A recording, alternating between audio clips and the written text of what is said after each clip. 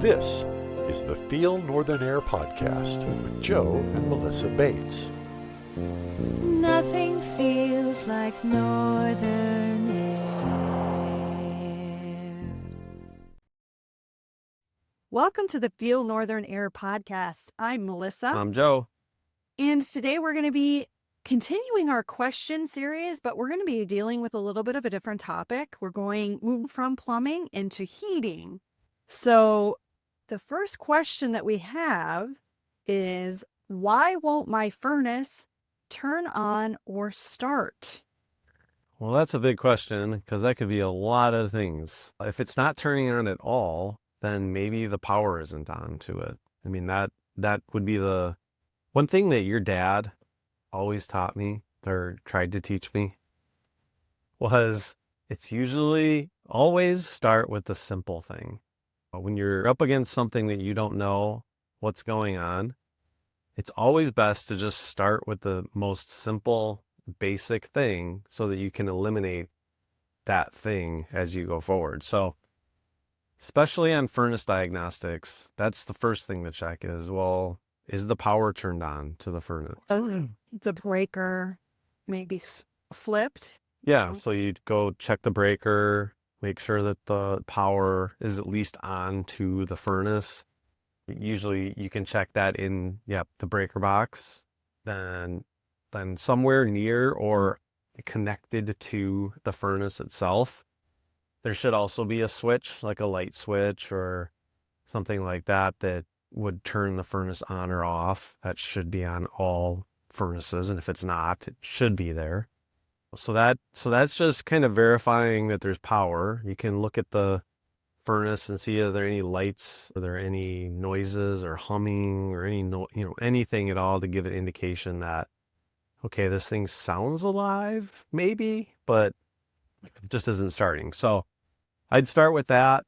And then the next most simple step would be to check the thermostat. Because sometimes people get fiddling around with the thermostat, depending on, who's controlling it. Melissa, you get a little irritated with me when I... Yeah, I set my thermostat to the temperature that I like because I'm the one that's home most of the day. And Joe will get home and somehow he's often able to, without me seeing it, so I wonder if he waits until I go into the bathroom or something. You end up switching it on me and turning it down because you like it cool and I like it a little bit warmer in the house. Yeah. So it's kind of a thermostat war that There we have there in our can be. house. There can be. What's your ideal temperature? I personally like it around 71, 72 in the house all year. Like even in the summer, I would be okay with that as well. How about you? I'm definitely like 70 is kind of the max where I feel comfortable. So between 68, 70 degrees, I'm most comfortable. Yeah, usually I'll find it turned down to 68. Yeah. That's usually where we'll land. But anyway, that's where you would want to start is make sure it has power, check the thermostat, make sure the thermostat has been turned to the heat setting or cool setting, whichever, and that it's not turned off because sometimes kids will bump it or the batteries die or, that's just a good place to start and see if there's an issue there. So check the batteries too. Check batteries and thermostats should always be checked. That's definitely a piece of, regular maintenance, I'd say. And then you'd want to just make sure it's to the correct setting. So that would be where I would start with. Why doesn't my furnace start? Another reason might be that there's just something mechanically wrong with the furnace. If the thermostat is turned up and it says it's on the heating setting or the cooling setting, There's power. It should start. So at that point, you're starting to get into some mechanical issues with it because even if sometimes a furnace will try to start if there's a safety device has tripped or there's safety devices that are installed throughout the furnace from the manufacturer. And if any of those safety devices get tripped or fault out, whatever, it will prevent the furnace from starting. And oftentimes the furnace is set to try to start like 2 or 3 times, even if there was a fault.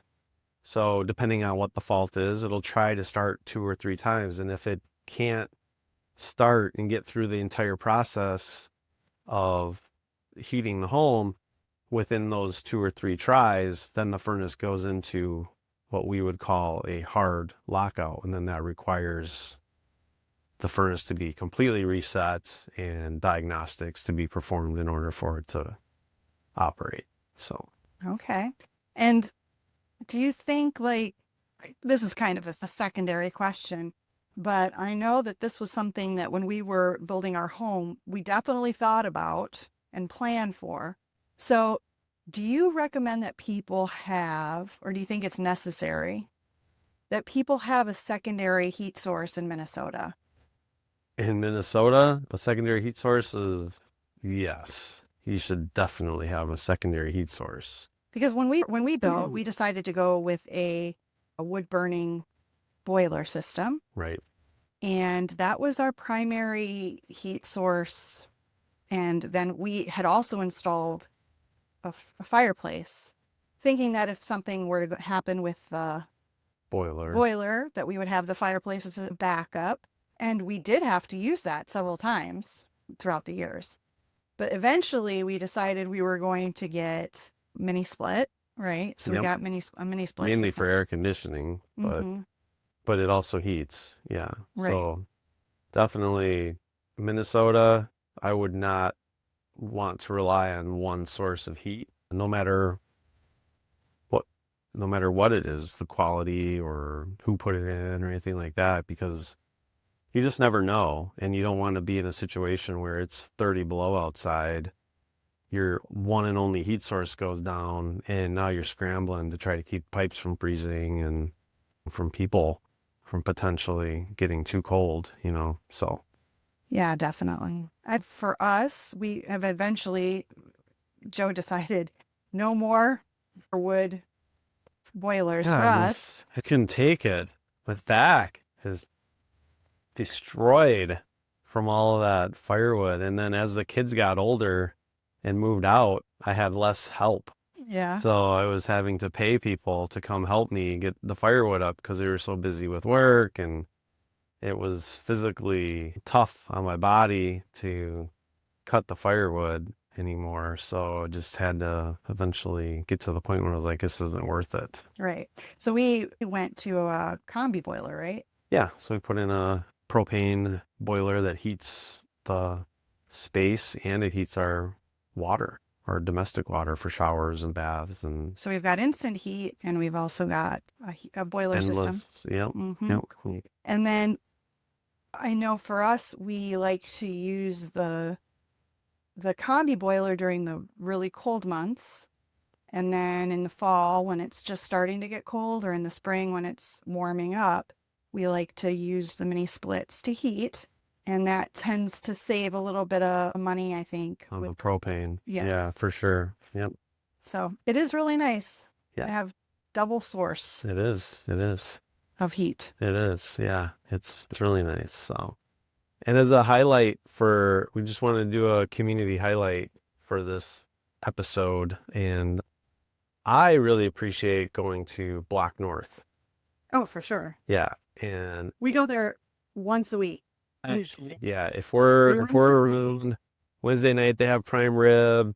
They have all you can eat walleye generally. The staff is always awesome. They are super friendly. It's just really a really nice oasis, I think, is sort of in our rural area, to have just some fine dining and somewhere you can go that's like a date night, and it really feels like you're an upscale place in a small town. Yeah. And, for us extroverts, kind of nice to be able to see people from town. We're able to say hi, and then we go about our night, but it's nice to be able to see people too. Yeah, so if you're in Macon, you're looking for a nice place to eat, there's a lot of nice places. But this episode, we wanted to highlight Block North for their fine dining experience. And it's 1 block north of the stoplight in Aiken.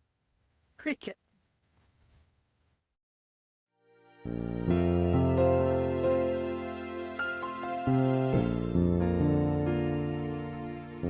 Nothing feels like northern air. FeelNorthernAir.com